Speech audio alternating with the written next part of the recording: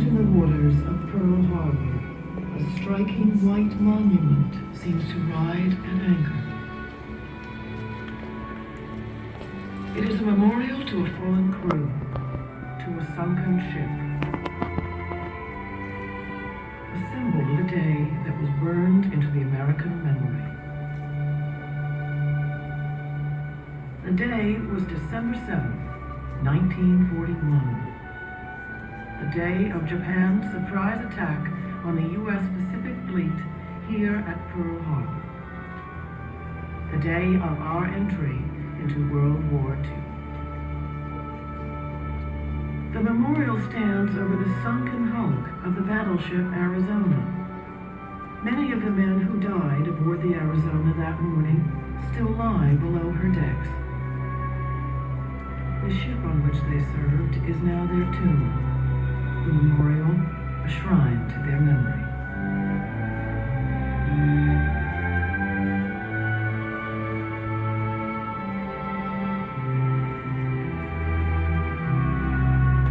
What happened here on that Sunday in December? Why was our fleet attacked? Why were so many killed?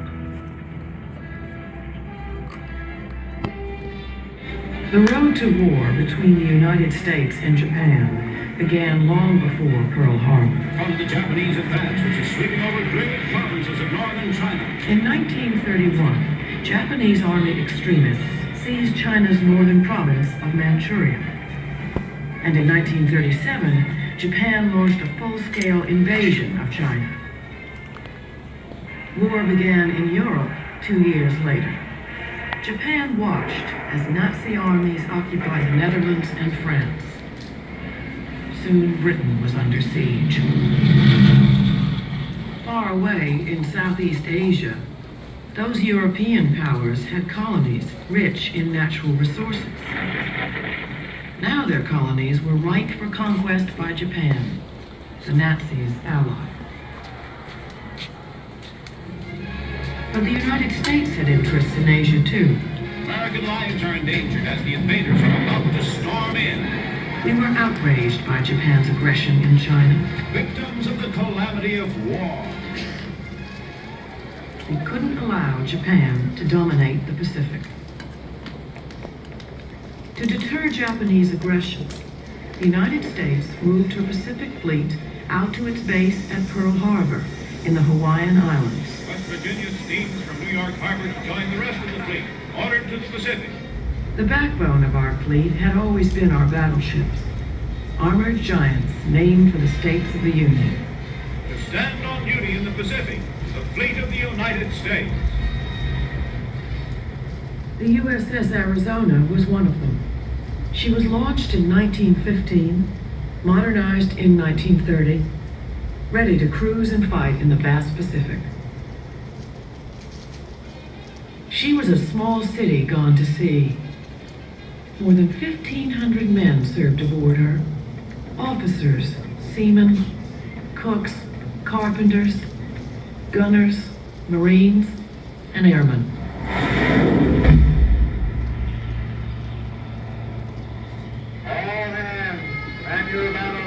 She was protected by more than 8,000 tons of armor plating. The Admiral on his flagship as he leads his squadron into action. The mythical battle ordered by the signals. Her 14-inch guns could fire a shell 20 miles. In war games and exercises, she looked invincible. But the Navy was soon to learn that the age of the battleship was at an end. The age of the aircraft carrier had arrived. One man who knew it was Admiral Isoroku Yamamoto, Commander-in-Chief of the Japanese Combined Fleet. Though opposed to war with the United States, Yamamoto believed that if Japan wanted to seize the European colonies in Southeast Asia, the U.S. fleet at Pearl Harbor would have to be knocked out first. He proposed to use Japan's first-line aircraft carriers and hundreds of planes in a massive surprise attack on Pearl Harbor. Before the Americans could rebuild their fleet, Japan could achieve her goals in Asia. It was a daring gamble. In July 1941, Japanese forces seized all of French Indochina. Fearing that Japan would use these Indochina bases for an attack on our garrisons in the Philippines, the United States government took action. President Franklin Roosevelt demanded an end to Japanese aggression. To back up his demands, he stopped all sales of American oil to Japan. Oil, the lifeblood of the Japanese war machine.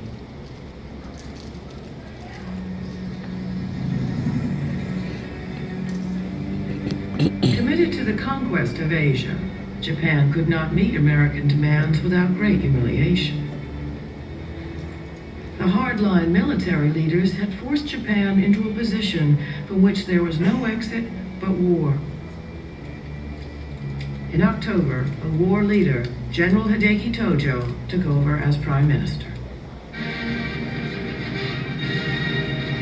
Toronto, New York, en route to Washington.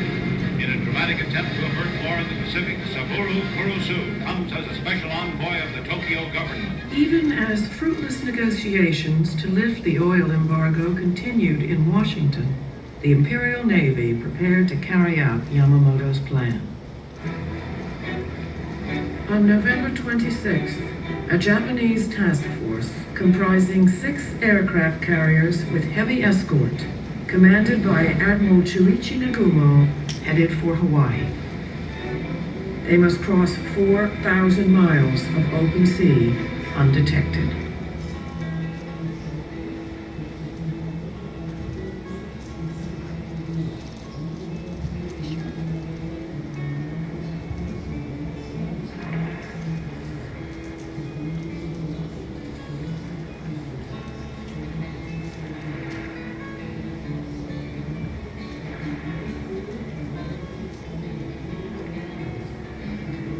The American military knew that a surprise Japanese attack on Hawaii was possible, and they thought they were prepared. The U.S. Pacific Fleet was commanded by Admiral Husband E. Kimmel. Admiral Kimmel sent out the fleet from Honolulu weekly on exercises, preparing for offensive operations in case of war with Japan. While in port, the defense of the fleet rested with the Army under the command of Lieutenant General Walter C. Short. An impressive array of coast artillery, anti-aircraft guns, and even an early form of radar protected Oahu's shores. Army fighters based at Wheeler and outlying airfields guarded the skies. Hickam Field's heavy bombers could strike an enemy fleet long before it could reach attack position. General Short believed, however, that the great danger was not air attack, but saboteurs. To make his aircraft easier to guard, he ordered them parked wingtip to wingtip, their guns unloaded, in the center of the airfields.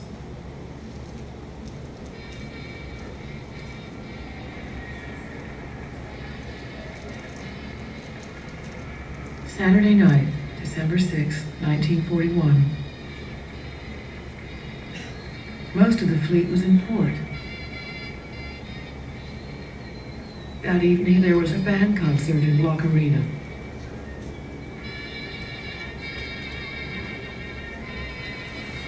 The carriers Enterprise and Lexington were away, delivering aircraft for the defense of Wake Island and Midway. The last night of peace slipped away.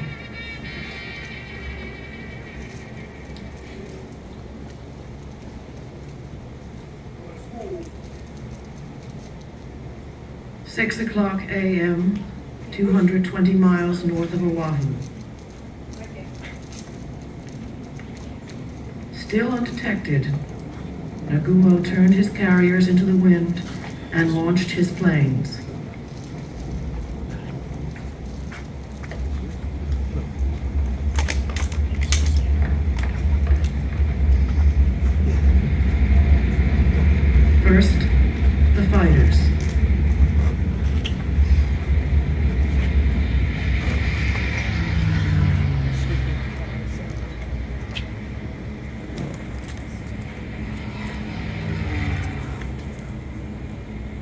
Then the attack planes, carrying special armor-piercing bombs to hit the battleships, or aerial torpedoes modified to run in the shallow waters of Pearl Harbor.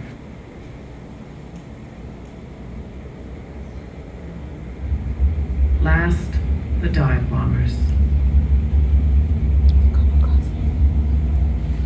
183 planes in all. 30 minutes later, a second wave of 167 planes followed.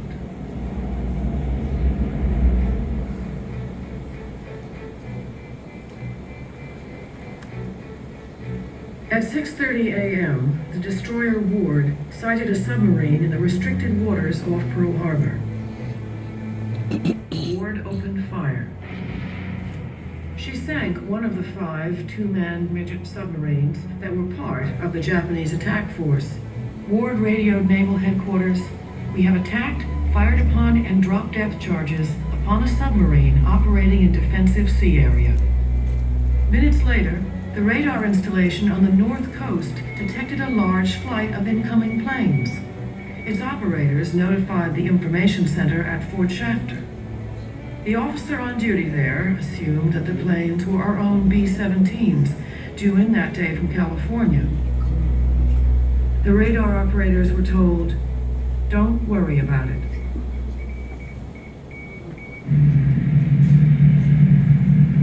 The radar had detected the Japanese strike force. At 7:48 a.m., they hit Kaneohe Bay Naval Air Station.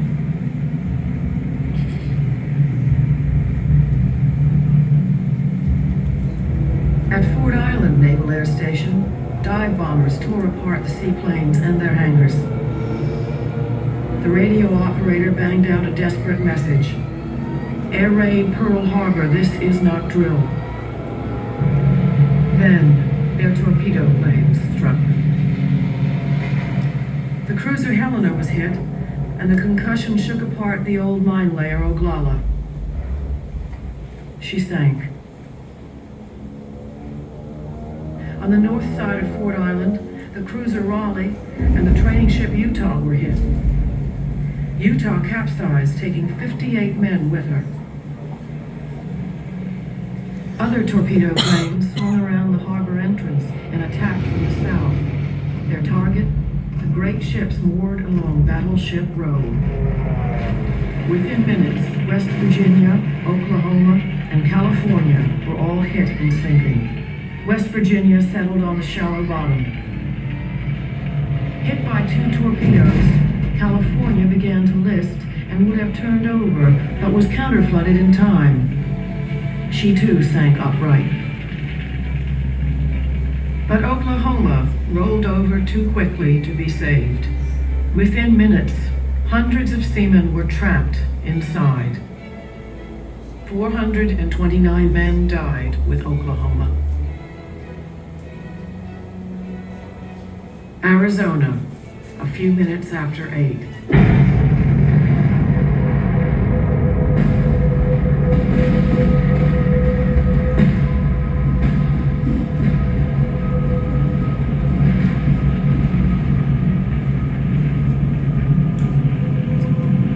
An armor-piercing bomb went through her deck and ignited the forward ammunition magazine. Thousands of tons of ammunition exploded.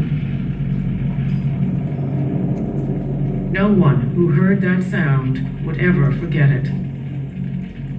1,177 men died in those moments. Caught off guard, men fought back from all around the harbor as best they could. Sailors, soldiers, and Marines showed courage and resourcefulness. Many decorations for valor were won that day. Anti-aircraft fire was soon spoiling the aim of the attacking planes. Navy guns claimed 5 of the 29 torpedo planes that attacked Battleship Row. Only 14 American pilots were able to rise and meet the attackers. They claimed 11 Japanese planes shot down. about 8:50, the second wave of bombers struck. Hickam and Wheeler Fields were hit again. The second wave smashed the destroyers Cassin and Downs in Dry Dock Number 1. The destroyer Shaw's ammunition stores exploded. Sailors, thrown off their ships by the force of the explosions, swam through oil burning on the surface of the harbor. Rescue boats dragged them, alive and dead, from the inferno of flame and water. Thick smoke from the burning ships provided some cover from the Japanese planes.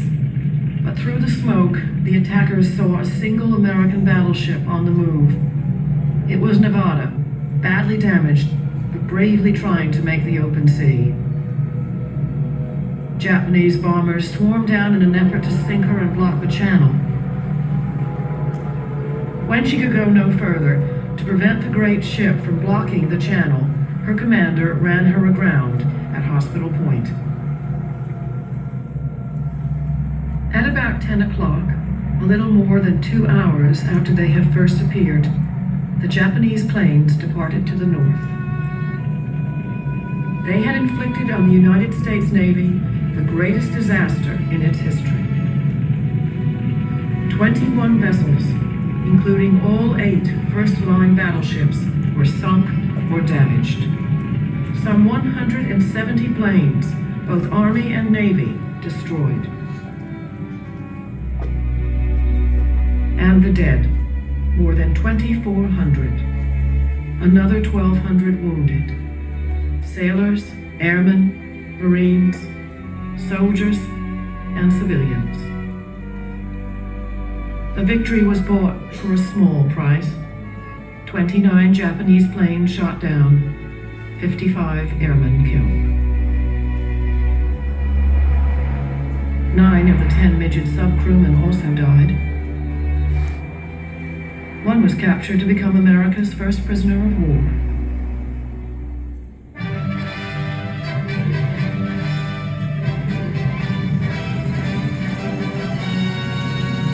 Yesterday, December 7th, 1941,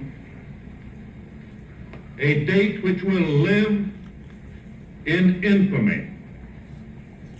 The United States of America was suddenly and deliberately attacked by naval and air forces of the Empire of Japan.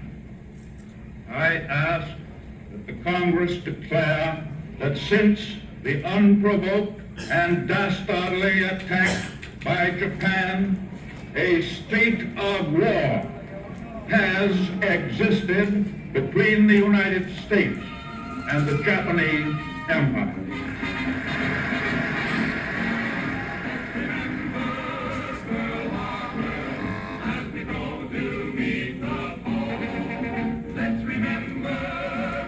The attack on Pearl Harbor did something the Japanese had not counted on. It united America, awakened her fighting spirit, mobilized her industrial might.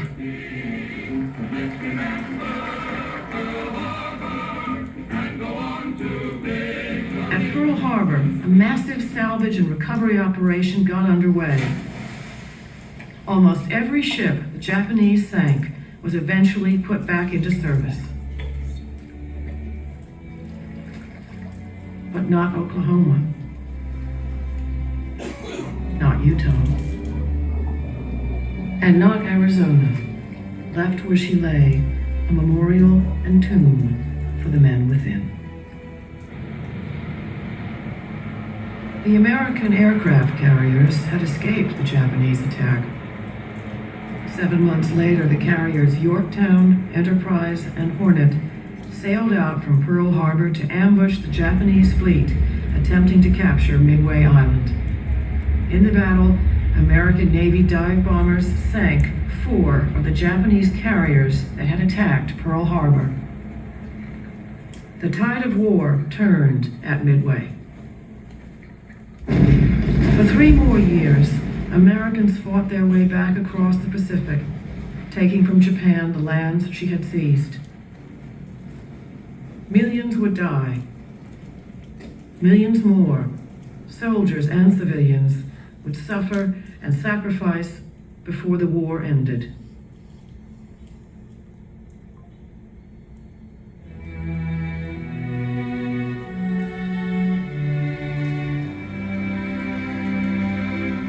Meanwhile, the men of the USS Arizona lay where they fell, in the passageways, in the engine rooms, and below decks.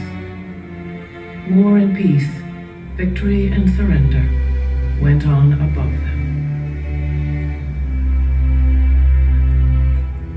Every year on December 7th, special ceremonies of remembrance are held here at the Visitor Center. The dead are mourned, the heroes are remembered. People from all over the world honor young men they never knew, whose lives were cut short on December 7th, 1941. How shall we remember them, those who died? Mourn the dead. Remember the battle. Understand the tragedy. Honor the memory.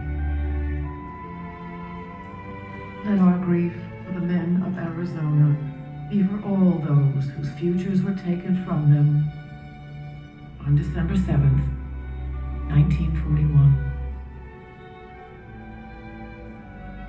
Here, they will never be forgotten.